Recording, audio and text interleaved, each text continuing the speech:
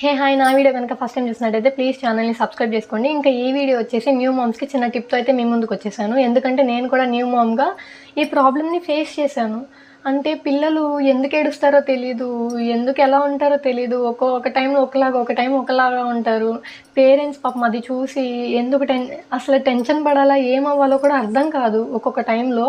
ఇంకా ఈ వీడియో వచ్చేసి పిల్లలు పాలు కక్కేస్తూ ఉంటారు కదండి. కొంతమంది కొంచెం కక్కుతారు లైట్గా, అంటే కక్కేసి కొంచెం కక్కుతూ ఉంటారు. కొంతమంది ఏమో హెవీగా కక్కేస్తారు.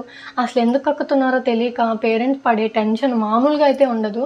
నేనైతే దానికి ఈరోజు సొల్యూషన్ తీసుకొచ్చాను అనుకుంటున్నాను. ఇఫ్ ఇన్ కేస్ మీకు ఎవరికైనా యూజ్ అవుతుందని నేను ఈ వీడియో అయితే చేస్తున్నాను. ఇంకా ఇది వచ్చేసి పాలు కక్కేస్తారు కదండి, దానికైతే నేను చిన్న సొల్యూషన్ అనుకుంటున్నాను. ఎందుకంటే నేను పర్సనల్గా నాకైతే రిజల్ట్ కనిపించింది. సో అందుకే షేర్ అయితే చేసుకుంటున్నాను. మెయిన్గా అయితే వైట్ కాటన్ క్లాత్ అయితే తీసుకుంటున్నాను నేను ఇప్పుడు ప్రెజెంట్.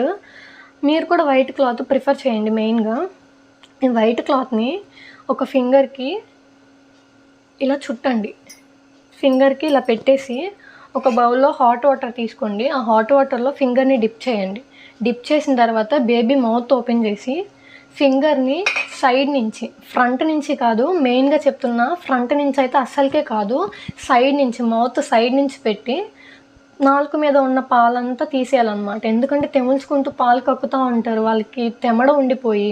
ఆ తెమడ పోవాలంటే మనం ముందు నాలుక క్లీన్ చేయాలి. సో నాలుక మీద పాలు ఇస్తాం కదండి, నాలుక మీద పాలు అలా ఉండిపోతాయి.